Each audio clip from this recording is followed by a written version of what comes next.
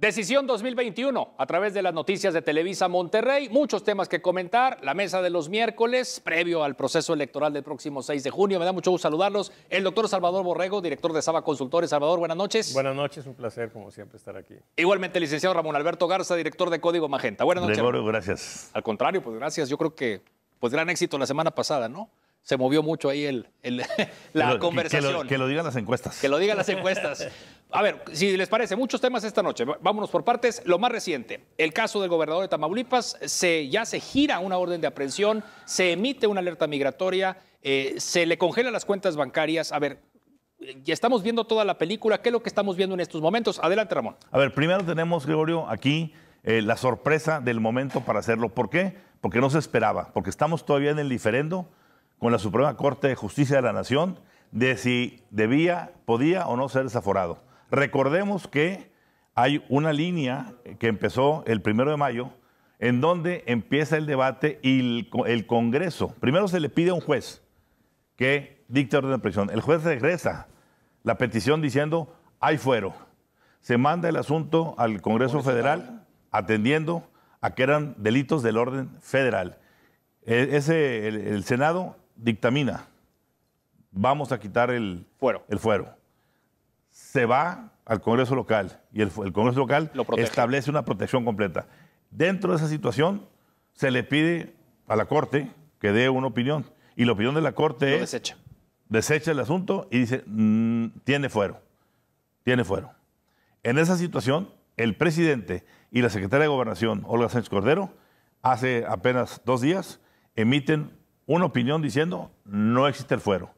Y sorprende, pero como de todas maneras se estaba esperando que la Suprema Corte aclarara un poco más las condiciones de lo que se había dicho. Sí, como que hay lagunas ahí, del artículo 111 de la Constitución. Básicamente se establece hoy la orden de aprehensión y la pregunta es, a ver, no estamos defendiendo de ninguna manera a un personaje indefendible como el gobernador Cabeza de Vaca. Sin embargo, sí hay que defender el Estado de Derecho, porque estamos ante una situación en la que se está judicializando algo que todavía no está del todo aclarado. Cuando faltan 2 semanas y media para las elecciones. Bueno, la pregunta siempre ha sido, acuérdate que aquí dijimos la vez pasada, en la ocasión anterior, había un diferendo entre el presidente y el fiscal general de la Nación, porque decía el presidente que Gertz Manero no estaba agilizando los procesos judiciales en momentos electorales. Bueno, así como pasó lo de Adrián de la Garza, ahora entra el asunto de Cabeza de Vaca. Ahora es un panista. Y en este momento, pues suena a que hay una agenda más allá de lo estrictamente judicial. Repito, no estamos defendiendo a Cabeza de Vaca. Hay motivos suficientes para que esté... No, sino el procedimiento que se está realizando. ¿Qué lectura tiene para ti, Salvador? Bueno, los viejos de la política, sí, no la vieja política, los viejos de la política decían que en tiempos electorales todo es electoral. Es claro que hay una correlación muy fuerte entre lo que sucede con el gobernador Cabeza de Vaca y la intención de voto por el PAN. Hay elecciones muy cerradas en este momento que pudieran definirse en función de esta decisión. Entonces, creo pues que el uso electoral del Poder Judicial y de la intervención presidencial, que parece ser que llena el presidente todas las lagunas legales que pudiera haber, sí, debería de haber un dispositivo constitucional que diga que ante la duda el presidente decida, pues. Y entonces estamos ante esa situación. Evidentemente esto está teniendo una repercusión y como dijo Córdoba recientemente, ayer para no ir tan lejos, está en riesgo la validez de la elección, o sea, se pudieran anular las elecciones, incluso todas.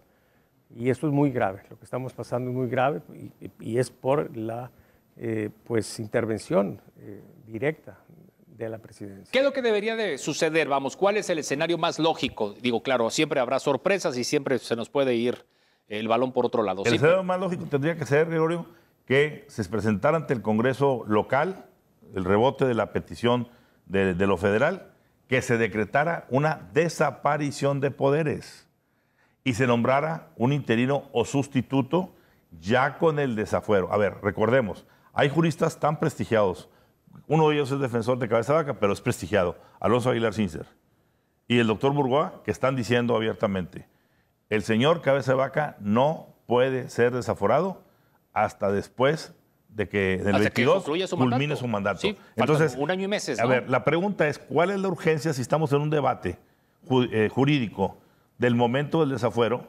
¿Cuál es la urgencia de la Fiscalía? Pues espérate 24 horas, 48 horas. Aquí suena urgencia, como bien decía el doctor aquí, en elecciones todo es elección.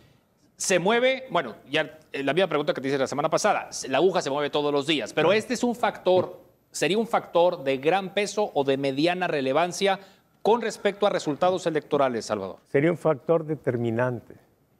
Sería un factor determinante. La aguja electoral en lugares como Nuevo Laredo, como Reynosa, ¿sí? Se mueve en función de cómo se está moviendo el tema de cabeza de vaca. O sea, es claro, pues, que esto tiene una condición de impacto determinante. Es grave, pues. Dependiendo de lo que suceda con cabeza de vaca, van a ser los resultados electorales. No olvidemos algo también. Tamaulipas es estratégico por 3 razones. Primero, las aduanas. La mayoría de la mercancía pasa por ahí. 70% se habla de que pasa por Tamaulipas. Hidrocarburos, refinerías. Y lo más importante, narcotráfico.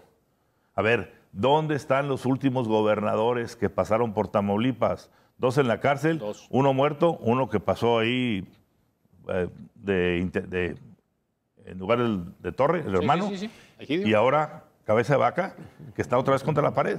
De pronto tendremos 3 gobernadores tamaulipecos en la cárcel. Bien.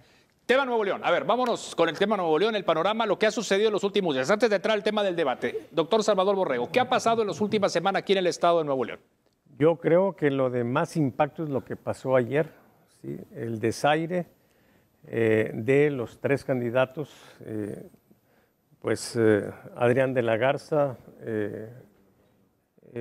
Fernando Larrazábal y Clara Luz Flores. ¿Sí? Ese desaire al norte, ¿sí?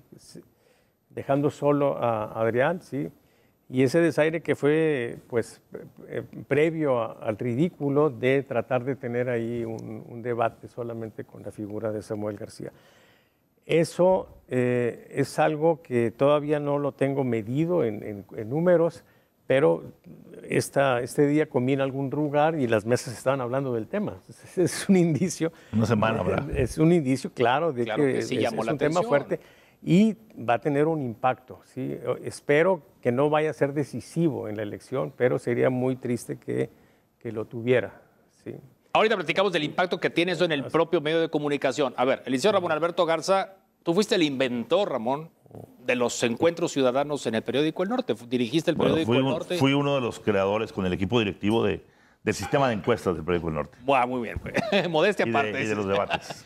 Pero a ver, hace 30 años fue el primer debate y recordamos ahí Lucas de la Garza, Sócrates Rizo y Rogelio Sada, candidato del PAN a la gubernatura de Nuevo León. Mayo 17 del 91. Bueno, justamente hace 30 años. 30 años y un día después, esto que está mencionando el doctor Salvador Borrego, el desaire, algo inédito en la historia mediática política de Nuevo León, ¿cierto? Así es. ¿Cómo lo apreciaste tú? Yo creo que de alguna otra manera los candidatos ausentes ya traían una carga importante de sentir que un medio de comunicación estaba favoreciendo en todos los órdenes, informativo, a través de las encuestas, a través de comentarios políticos, y se estaba favoreciendo a Samuel García y se estaba defenestrando al resto por diferentes motivos, que si porque era priista, que si porque es morenista, que si porque compró quesos, lo que sea. Entonces, se veía la intención. Alguien filtra por ahí las preguntas que se van a hacer y se ve cierta intencionalidad, y los candidatos, yo digo que no son una cosa casuística. Evidentemente tuvieron que haberse hablado y haber dicho, yo no voy, yo tampoco, yo tampoco. Y esa situación no creo que haya sido bien manejada por el medio, porque el medio tenía allí, primero, un grupo de ciudadanos. Oye, pues los hubieras puesto a preguntarle directo y hubieran simplemente ganado. se hubiera cambiado el formato. Pues sí, Era ridículo que el moderador estuviera preguntándole a fantasmas y pidiéndole a la gente calificar al fantasma que nunca habló. Claro, y el propio Samuel hablando con fantasmas, ¿no? Además. Y luego, la otra, se hablaba de que hubiera una calificación. Yo me quedé esperando la calificación, al menos la de Samuel. No sé cómo calificaría a la ausente Clara y a la ausente Adrián y a la ausente Fernando, pero yo me quedé esperando la calificación. Porque estaban los consejeros calificando. Y la otra, a ver, esta, doctor, es para ti.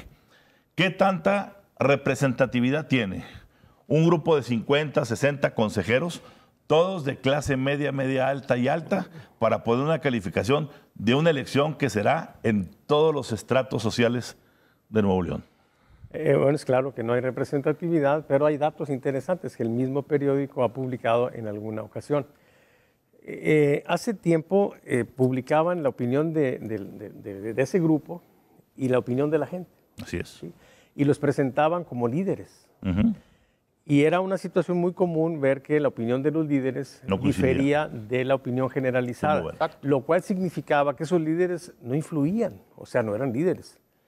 Sí, era una condición de liderazgo, no sé en qué contexto, pero no en el contexto general social. Ellos decían líderes. Y entonces también sacó alguna vez el periódico el perfil ideológico de esas personas y era muy propanista.